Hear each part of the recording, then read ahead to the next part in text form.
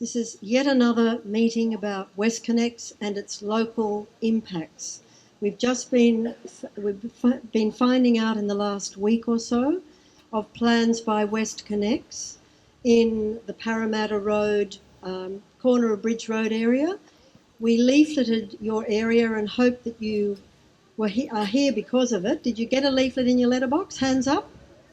Very good. Since we distributed that leaflet, WestConnex have now issued an update saying, oh, actually, we're not going to do some of that. And Jamie Parker, one of our speakers, will talk to that later on. But at the time we distributed the leaflet, that was the best information we had. Before I go on, I'll just introduce myself. I'm Adrienne Schilling. I live in Petersham. I was one of the original group members of a group called No WestConnex Public Transport. So I've been active in this movement for over 3 years across parts of Sydney. Yesterday, Kingsgrove, today, Annandale. Before I go any further, I would like to acknowledge that we're meeting on Aboriginal land, the land of the Gadigal people of the Eora Nation. And I think it's worth taking 30 seconds to consider how the Aboriginal people felt when their land was appropriated and they had very little say about it, because I think that's how a lot of people in New South Wales are feeling when miners take their land for coal and coal seam gas and WestConnex acquires houses and communities for their use without us giving consent. It's a very desolate feeling. At the end of all the speeches, we will invite you to come over to the tables. I feel like an air hostess, and the oxygen masks will drop out of the sky. We'll invite you to sign up and form a new group that focuses on this area. We will also be making some announcements of events that we would hope you can attend. And the speakers will be here for you to go up and talk to them later. Thank you, and welcome to everyone who's come here today to find out about WestConnex in Annandale Camperdown and also how to join the campaign to stop WestConnex. I want to begin with Chris Standen. Some of you might have heard him speak at the Glebe Town Hall meeting recently. He's a transport analyst from Sydney University's Business School. And he said the other day that it's outrageous that WestConnex is narrowing Parramatta Road to 4 lanes from Burwood to Leichhardt. That traffic will grind to a halt. As the EIS for WestConnex made clear, Parramatta Road will actually be worse if WestConnex is never built. It certainly will be. That's to force the cars to go into the tollway tunnels, and they'll end up on our back streets when Parramatta Road is grinding to a halt. Make no mistake, from the day the tolls are reintroduced onto the M4 next March, people will rat run all through our communities. And that's just one small disaster that's WestConnex. I'm going to start by quoting from an article written by another transport expert in a business journal, way back when WestConnex was first proposed. And it begins, "The Coalition came to office on the back of plans to fund big-ticket road projects such as Melbourne's East-West Link and the WestConnex tunnels in Sydney. But their electoral commission to building the roads of the 21st century comes at a questionable time, when more investment in public transport is required. An economy based on roads is an expensive way to run an economy. Our old transport services don't match our current business interests. Figures from the New South Wales Government Bureau of Statistics, transport statistics that is, show that public transport journeys are becoming the first choice for more people." This was written in 2013 and it's even more so now. Trips made by train have increased by 23% in the decade to 2012, while car trips increased by only 6%. Bus travel grew by 16% in that time. There's a clear shortfall in Australian cities in investing in infrastructure. This is a key issue, particularly public transport, but also in public hospitals and roads. And I'm still quoting the business writer. "When you add together all the different factors, investing purely in roads is not a sensible choice. Experts point to factors such as peak oil, with continually increasing petrol prices, Australia's large carbon footprint, and problems with our changing demographics. He finishes by talking about Australia's ageing population, which means that fewer people will be able to drive in the future, not to mention health issues associated with increased commutes such as obesity and diabetes. So the article I've just quoted from was written in early 2013, before opposition stopped Melbourne's East-West Tunnel. It was stopped. It was written in the Business Review Weekly, the BRW. Business does not support this project. So who does? Construction companies? And the ultimate winner, Transurban, who own most of Australia's toll roads, bought at fire sale prices after they failed, as the last two, the most recent other toll roads did in Brisbane. Every other day, there is new evidence of the toxic pollution caused by increasing traffic, tunnels and emission stacks. And that's not even thinking about the noise and the disruption. So Melbourne won that battle. And here in Sydney, we also stopped freeways. One in 1974, which would have ripped the heart out of Glebe, Forest Lodge, Annandale and Leichhardt. And again, we were successful. People got it. You don't need more cars. You need more cars like a hole in the head. We stopped the 2003-4 proposal to extend the M4 East through the heart of Haberfield and Leichhardt.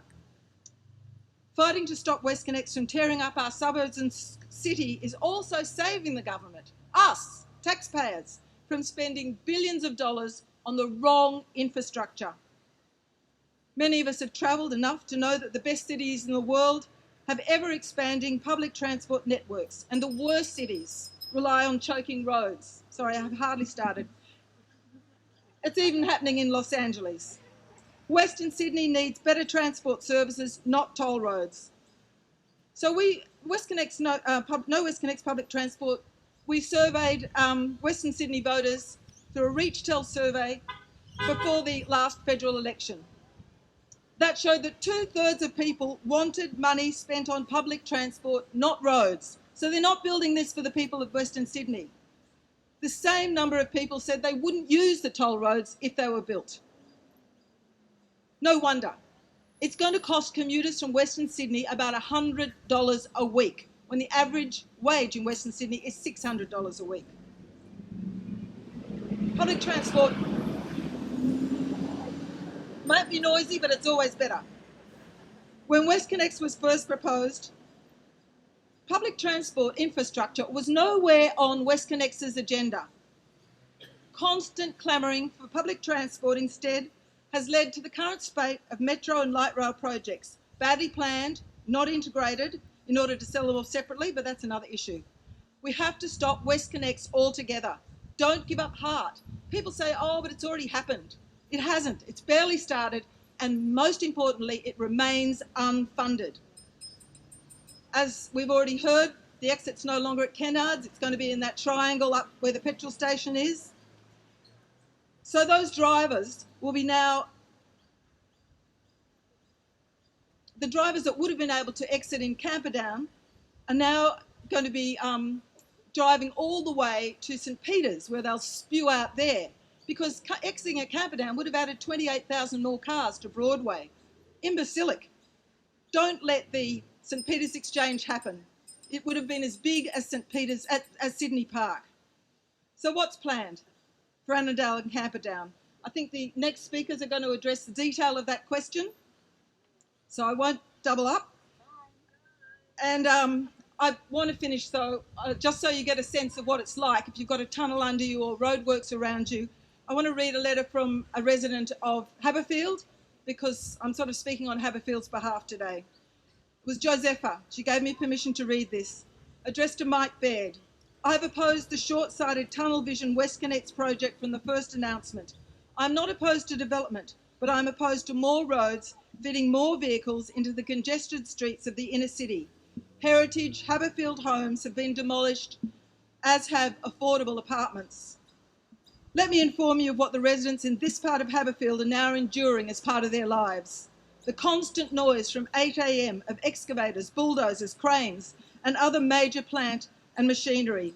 Similar work also on unspecified days from 9 p.m. till 5 a.m. The vibration, akin to earth tremor, of giant jackhammers breaking into bedrock and threatening to compromise the structure of our heritage homes. masses of dust and dirt settling in every nook and cranny of our homes. Semi-trailers weaving dangerously through our suburban streets and workers' vehicles parked everywhere without any respect for local needs. Our community amenity has been ruined. Notifications to residents of planned work lack specificity, but are obsessed with giving us the rosy story of the idyllic future after WestConnex. Come and visit the massive scar you've created in our lovely heritage suburb. You will be most welcome to come and live in my house for the duration of the project, and I will move to yours. For us in Leichhardt, the main issue impacting on us directly is the hundreds of daily truck movements that will gridlock the road network through Leichhardt and onto the City West Link, as well as increasing the danger on what is already a substandard arterial road. It is clear that Sydney Motorway Corporation have picked this site without proper expert traffic management advice or even consulting their client, Roads and Maritime Services, who are the custodians of the road network. This is symptomatic of a very poorly managed project where we, the community, have been badly let down by both SMC and RMS. There are tunnelling sites already planned or underway in the M4 East stage of the project at Sintra Park, Concord Road, Underwood Road and Northcote Street. At these sites, road headers go down and start excavating the tunnels. Excavated tunnel spoil is brought to the surface and taken away by trucks. At Sintra Park, there will be 200 truck movements a day and 330 light vehicle movements a day. The main construction-related issues for the local area of any of these dive sites are the number and times of the vehicle movements, what roads the trucks will use, how long will the site be required, where will the contractors park, and what tunnel support facilities will be left behind. Now, Sydney Motorway Corporation often makes statements that minimise the impact on residents and the community. But we know from talking to communities impacted by Stage 1 and Stage 2 that there is a disconnect between what is said and promised at the beginning and what actually happens once the project is in the hands of the main contractors. We hear about construction trucks using or parking up in local roads and contractors parking out local residents. Go and have a look at these sites to see what you are facing and talk to local residents about how they have been impacted. You won't read about the level of stress and anxiety that they are feeling in any of the upbeat WestConnex PR or in any of their compliance reports. I would encourage you to organise within your community and to engage with residents, community groups, schools and businesses who will also be impacted. Write to Mike Baird and Duncan Gay with your concerns. Don't be fobbed off by the community engagement people from Sydney Motorway Corporation. Demand to see details of the proposed site now, because SMC are relying on the community to accept their plans as a fait accompli. Let me assure you they are not, but it is important that you get organised and informed early and not let SMC dictate when they release information to you. Leichhardt against WestConnex will stand in solidarity with you all the way. Got a high impact tollway coming your way. It's amazing the resources you can dig up in your local community. Lots of skill, lots of talent. I'd like to now welcome the next speaker, Nathan English, who recently gained a Masters in Urban Planning from the University of New South Wales. He lives in Balmain and travels through this area. RMS is sprinting ahead with this project, mainly because a federal audit is now underway into Abbott's blind, untested funding 4 years ago. He gave taxpayer funds to the tune of $3.8 billion because, as he put it, the common man in his car is king. He figured, and it's written in his book Battle Lines, that if you only sponsor roads, you don't need to worry about anything else. Since then, we've seen Sydney Motorways Corporation disregard compliance measures regularly at stages 1 and 2, with little to no scrutiny of the contractors from the state government, who also spent $1.5 billion in lieu of willing investors, and that's a fact. It's only been in the last month or so that core samples were taken in locations which basically align with this latest underground corridor announced by Duncan Gay last week.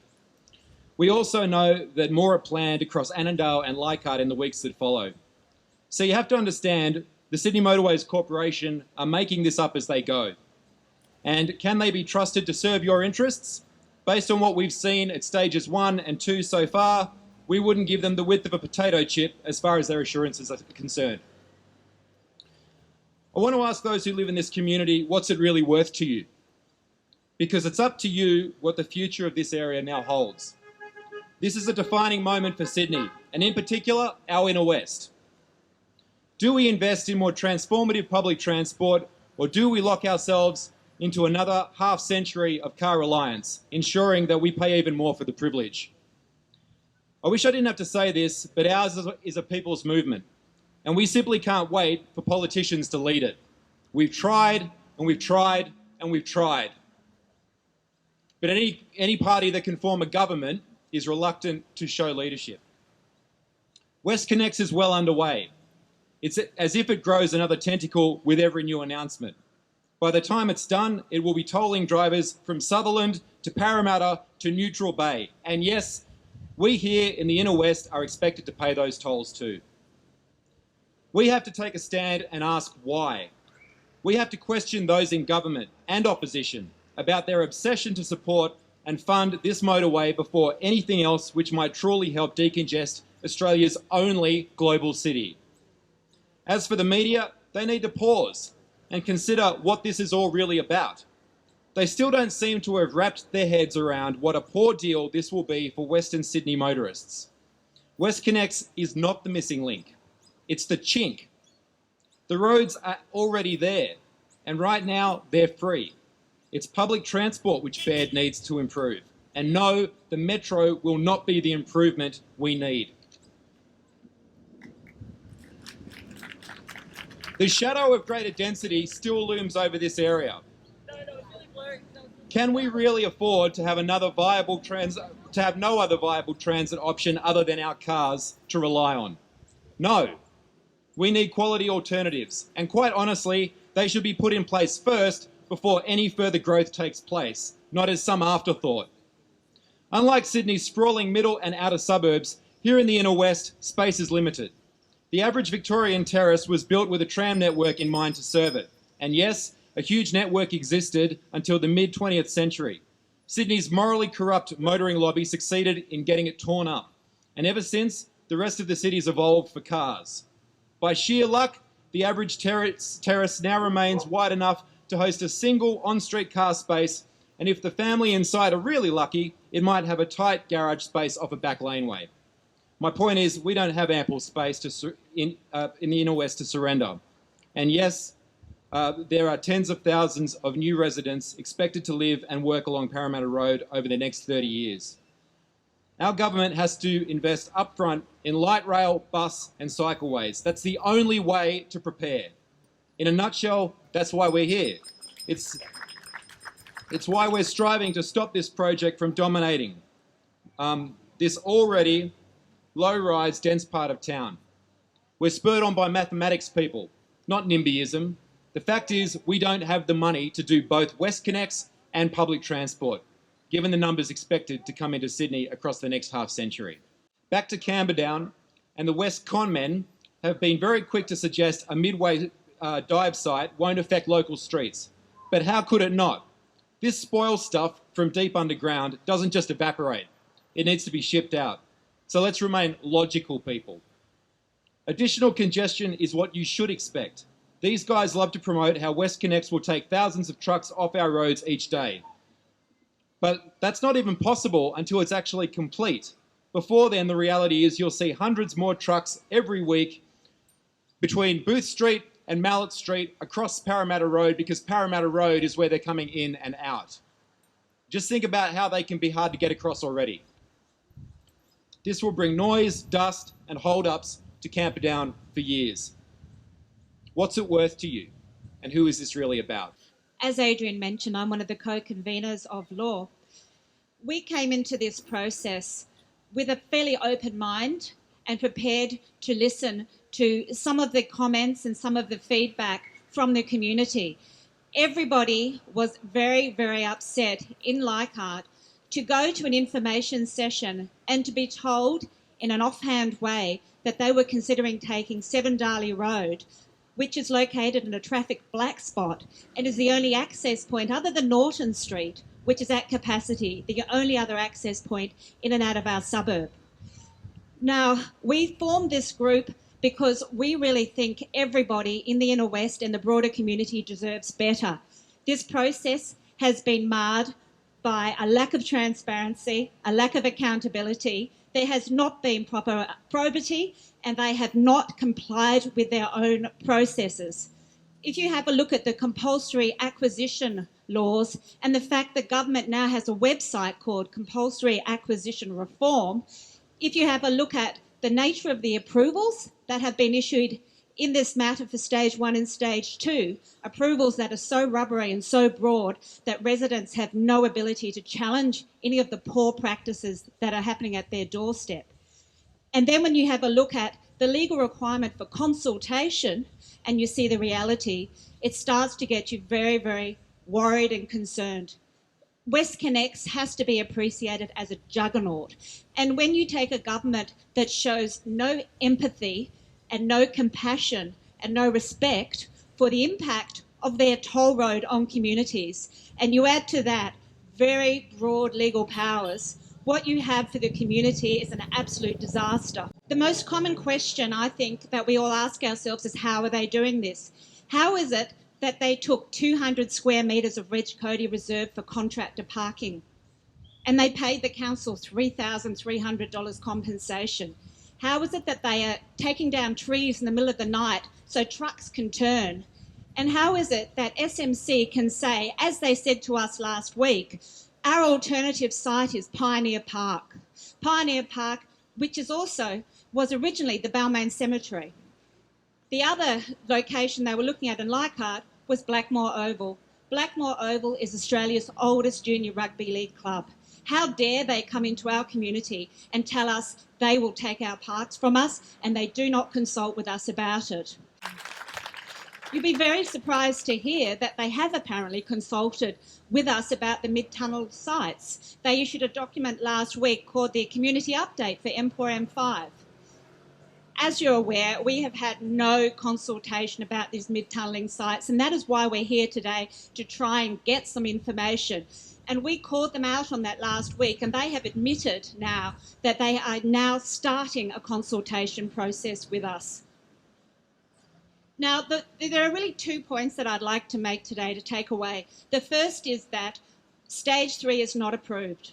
Stage 3 will not be approved at the earliest until the end of next year.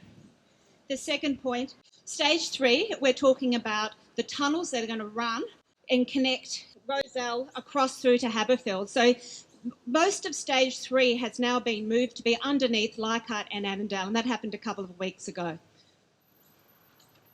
Now, in terms of how the government is doing this, they have introduced Part 5.1 of the Environmental Planning Assessment Act, the EPA. When a project such as WestConnex is approved as critical state significant infrastructure, what that means is that you as a resident or any other stakeholders have no right to challenge any breaches of the EPA, nor can you challenge the approval of the project unless the minister consents. That's unbelievable. And then you look at the Roads Act power.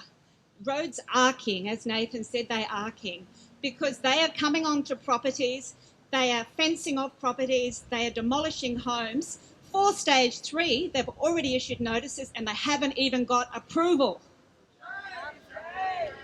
And the question that we want to ask SMC is, how can there be a proper process of consultation and approval when you've already told people you're taking their homes? The purpose of the EIS is to approve the road, and the road itself, the route, is supposed to be determined through the EIS. Clearly, they've already determined the route because they've told people they're taking their homes. So the entire consultation process is a fraud, and we really deserve better. And I think the government should be absolutely ashamed of themselves to be telling 27 residents from Rozelle they've lost their home over a year outside of any sort of approval for the project. The other issue we have is the nature of the approval document. The approval document is wafer thin. It incorporates some part of the EIS, but we've been working with residents in Haberfield who are facing so many compliance issues, but the document is so broad and so rubbery, it is really, really hard to enforce breaches. One of the things that I would suggest to you that we're going to do in law is we're going to get in front of the Department of Planning and we're going to get involved with those approval documents. We're not going to let them get away with issuing insulting documents like that. And I spoke to some people who have worked in major projects in the Department of Planning, and they could not believe that an approval document, instead of actually specifying areas where tunnelling and things would happen, actually just says Haberfield. So they have been so certain of their ability to deliver a project with no scrutiny. They haven't even bothered to nominate areas. They have simply stated, we're carrying out the project in Haberfield. How on earth does a resident enforce an approval where we don't even know where the works are supposed to be happening?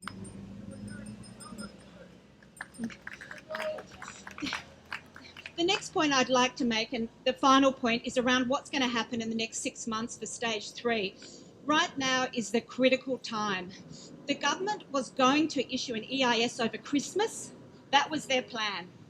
We have met with them, we have written to them. Lots of people have written to them and said, don't you dare do that to us. Don't you dare. And don't you dare issue an EIS when you have not consulted with us. What we have insisted, and we have an undertaking from SMC that this will occur for stage 3, is that there will be designs issued and they will meet with the residents and they will workshop those designs because that is best practice. And we have had to force their hand to make them do that. They were actually prepared to issue designs and EIS imminently about all of our suburbs without telling us what was planned, and that is disgraceful.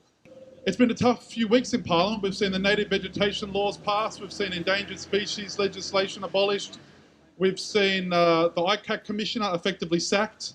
All of these go to the attitude of this government, and WestConnex pays witness to the lack of consultation, to the fact that this project is actually about robbing the people of Western Sydney through tolls, fleecing people in our community through inadequate prices on compulsory acquisition, and making sure that insufficient funds will be available for public transport. And for me, what we see here today is the pinnacle of what the problems are with WestConnex, because many of you would have got this letter. You got this letter? Now, this letter says, don't worry, stop complaining, we've got it under control. And this letter, I've seen so many of these because my electorate, if you think about Parramatta Road, it goes Leichhardt, Lilyfield, Annandale, Glebe, Camperdown, all the way to Ultimo and the Balmain Peninsula. And we've been fighting WestConnex, and before that, it's a bipartisan fight because we fought Labor before on the M4 East in the mid-2000s, and we won that battle. But what we've seen at every stage is misinformation, lack of information, lack of clarity. Now, when the leaflet from the community groups went out in this area that said, the WestConnex Delivery Authority, now Sydney Motorway Corporation, are looking at Kennards and are looking at other buildings on the site. SMC, Sydney Motorway Corporation, were telling us, yes, we're looking at all the options. A week after that letter goes out and your activism becomes more intense, SMC come out and say, oh, no, don't worry. We're looking at the triangle now. Piedmont Bridge Road, Parramatta Road, Mallet Street, we're looking at that now. So don't worry about Booth Street, don't worry about Annandale. But of course, we've seen in Leichhardt exactly the same. First, for the dive site, they said, oh, well, we'll look at Blackmore Oval. And they said, oh, well, no, actually, now we're going to look at just acquiring properties. And now we're looking at 7 Darley Road. And so this is why your participation is so important. Because stage 3 hasn't been approved. They're at the early design stage. And we need to say now that this project cannot proceed at Kennards, cannot proceed along Booth Street. In fact, we oppose it. But if you are going to put it anywhere, don't put it here. Don't put it here. So your activism and your involvement now is so important. You need to be writing to SMC saying, we don't want to see the impact of WestConnex in our community. And this is not a NIMBY campaign, because I've fought, and people here fight not just against it being in their backyard, but in any backyard. And that's what we're fighting for. Because when you look even at our community, light rail for Parramatta Road, it's just a no-brainer. We know ferry stops in Glebe and Annandale is something which our community is crying out for. We know investment in world-class public transport is a solution. The traffic planners tell us, and in fact, we haven't found, and if you can find one, let us know, one single traffic planner who thinks WestConnex is a good idea. Apart from the boffins in RMS who have been told, build this thing, there is not the support in the community. And a few statistics to tell you. In stage 3, look at the traffic modelling. It says east of Glebe, which is towards the city, at the moment about 20,000 vehicles a day go into Broadway. Under their proposal, 38,000 vehicles into Broadway. And what they're saying now is, oh, look, we decided now we're not going to build the ingress and egress points around Camperdown. Basically, you're going to have to get off WestConnex around Ashfield and drive along Parramatta Road to get to the city. So the big lie they told us, which was, oh, Parramatta Road's going to be like a paradise and it's going to be so wonderful. Now they're changing again. And the roads will go back to Parramatta Road and you'll see people running through all of our streets to avoid the tolls even more. So we need to be sober. We need to acknowledge that this campaign should not be alarming people. But what we do need to do is the people have to recognise that this is a time to be active. This is a time to be active. I was a member of Parliament, looked after Haberfield from 2011 till 2015, and we were too late. We were too late because everyone said, oh, well, wait till the design comes out and then take action. The design is planning to come out early next year, so every single person here, you need to write your letter, you need to write your email to the Premier, to the Minister for Roads and to SMC, opposing this wrong-headed project. You need to say that it shouldn't be impacting on our local community, and you need to do that now before Christmas, because after the design comes out, it's far too late. Just one other thing I wanted to conclude on, if I may, the tunnel. Now, you can look on this table over here, and you'll see a big yellow line, which is a document SMC have released showing where the tunnel will go. And that has alarmed many, many people, because all you have to do is look at the Lang Cove Tunnel, which led to huge subsidence and the collapsing of an apartment block, to know that the engineers don't always get it right.